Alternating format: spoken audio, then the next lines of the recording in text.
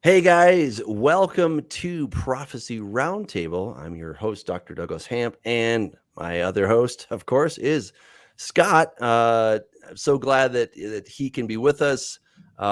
We are going to be talking tonight about amillennialism and postmillennialism and the dangers that these could face. Now, if you like this show, if you want to support this show, you can go to patreon.com/Doug Hamp, and you can give any amount there. You can also go to the Way Congregation. In fact, if you're in the Denver area, I want to invite you. Please come hang out with us every Shabbat.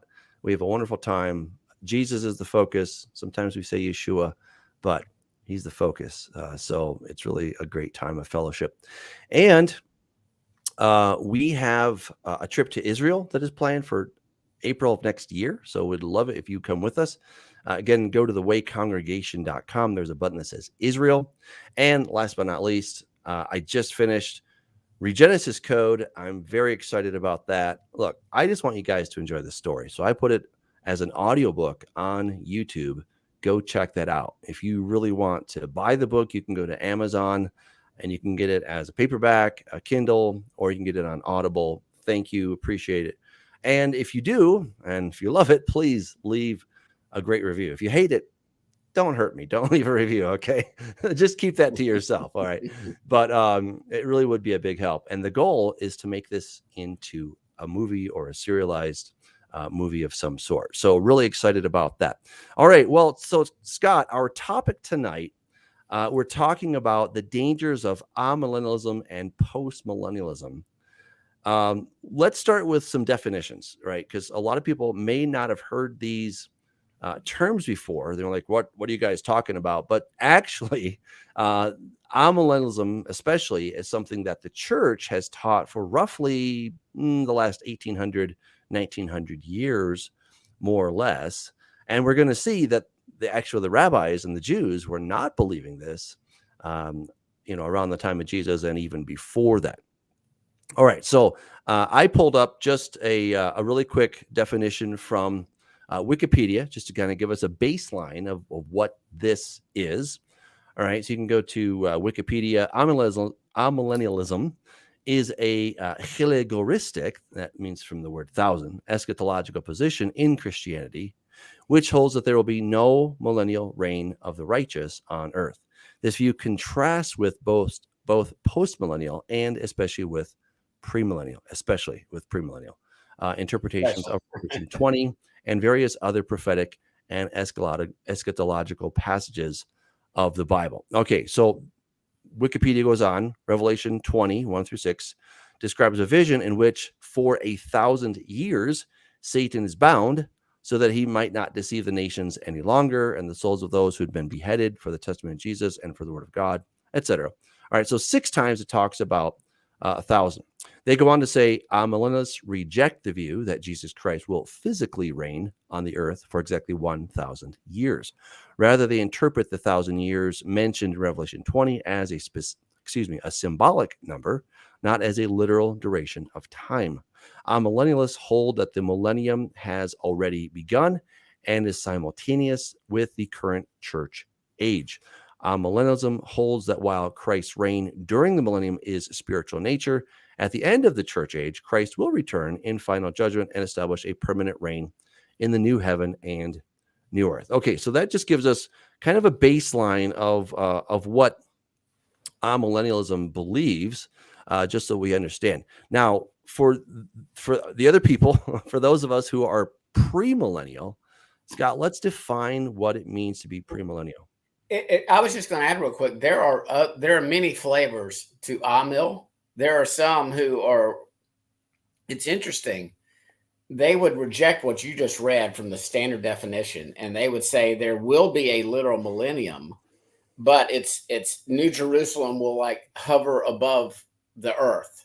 Well, I take issue with that as a former pre-mill. Okay, well, let's define pre-mill first of all, so that people understand. I think that's I think they're pre-mill almost. I think they're pre-mill, and I think they don't know what they're talking about, frankly. Yeah, they have New Jerusalem being in a different location than what you may believe, correct?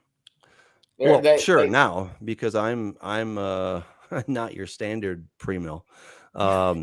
See, we have many flavors. Oh, well, yes, we do. Yes, we do. But let's define the basic Okay. idea, because I am very, very, very much pre-mill. Okay.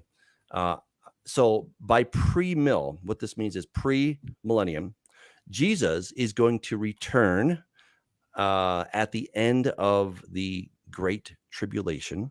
That is when he's going to engage at the final battle of Armageddon. He's going to do war against the Antichrist, the beast, the little horn, whatever you want to call him, and the false prophet. And those two will be thrown into the lake of fire per Revelation 19.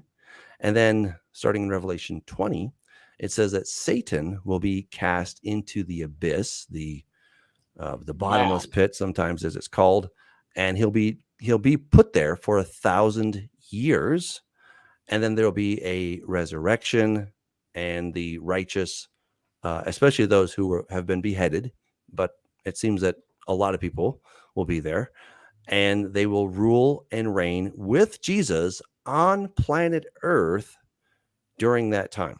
All right, so that's, I think, what we really need to get to understand there. So, and that would be sort of your standard, without the flavors, definition of pre-mill and amill, right. like you said. You gave more the general definition, and then post-mill, and that's why I brought up this topic. Yeah. I don't think our amill brothers are that dangerous as far as where we're at and where I believe we are. I believe our post-millennial brothers are in a much more precarious situation, because they are literally thinking that the church is going to make everything right on earth before Yeshua can return. And I just see no scriptural evidence for that. Mm-hmm. So it's we're going to conquer the world for Jesus. And only once we conquer the world for Jesus can he return. Yeah, I did a debate with a post-millennialist. My goodness, how many? It was some years ago. I can't quite remember how many, but it was probably like 2014 or something like that. And so, I tried to make it very, very clear that I was not advocating for dispensationalism. I was not advocating for a pre-trib rapture, but I was advocating for pre-millennialism. All right. And a lot of times these terms sort of get all shifted around and mumbled and jumbled and all that stuff, right? And so this is why it's good for us to go back now and then and just kind of define our terms. And a lot of times we don't even know which position we hold to until we really hear it played out. But I will give this to the post-millennialists. The one thing I like about their system is that they are often very much fixated on trying to make the world a better place. And I say hats off to that. I think that's wonderful. I think they, at least philosophically, they have a sense of we should take care of this planet. We should do a lot of good stuff. And some of the pre-mill, pre-trib people that I've talked with, they're like, it's all going to burn. It doesn't matter. And I think we need to be very, very careful about that, because that's not healthy. However, as you were saying, the whole the post-millennial idea is that once we establish God's kingdom on earth, then Jesus will return. And I think that is absolute pie in the sky, nuts, cray kind of talk, where, we're like, really, you think we're going to do this? And let me just say one other thing about the amillennialists. They often think that Satan is bound, right? So let's go to our text here. Yeah, they believe he's bound right now. Yeah, so let's take a look here at Revelation chapter 20. All right, so I saw an angel coming down from heaven, having the key to the bottomless pit and a great chain in his hand. He laid hold of the dragon, that serpent of old, who is the devil and Satan, and bound him for 1,000 years. All right, so you can start counting there. There's one. And he cast him into the bottomless pit and shut him up and set a seal on him, so that he should deceive the nations no more till the 1,000 years were finished. But after these things, he must be released for a little while. And I saw thrones, and they sat on them, and judgment was committed to them. And I saw the souls of those who have been beheaded for their witness to Jesus and for the word of God, and who had not worshipped the beast or his image, had not received his mark on their foreheads or on their hands. And they lived and reigned with Christ for 1,000 years. But the rest of the dead did not live again till the 1,000 years are finished. This is the first resurrection. Blessed and holy is he who has part in the first resurrection. Over such the second death has no power, but they shall be priests of God and of Christ, and shall reign with him 1,000 years. Now, when the 1,000 years have expired, Satan will be released, and he'll go out to deceive the nations that are in the four corners of the earth. Okay, so millennialism teaches that Satan has been put away into the bottomless pit. Now, I take some real issue with that because as I look around the world, I don't see a really happy place. I don't see evil done away with. I don't see that we're all just having a great kumbaya kind of moment. Rather, I see that we are in a place where it looks like Satan is doing a lot of bad stuff. And boy, if he's not involved, well, ooh, wow. So what the millennials will say, well, he's on a really long chain, really long leash. But you know what? If your dog is on long enough of a leash and he can bite anybody that comes by, then it's why put him on a leash at all? Why not just let him roam around? If the leash is so long that he can get anywhere he wants, then there's really no point of having a leash. So it's kind of stupid. So yeah, so what we believe and what we teach is that Jesus will come back before the beginning of the 1,000-year period, that he himself will establish his reign on earth. It's not something that we have to do for him, thank God. He's going to do that himself. All right, so that's good. You're muted. Ask you a question. So what would I have heard, and again, these are some brothers I like and talk to. I've heard them talk about how they believe that somehow they've conflated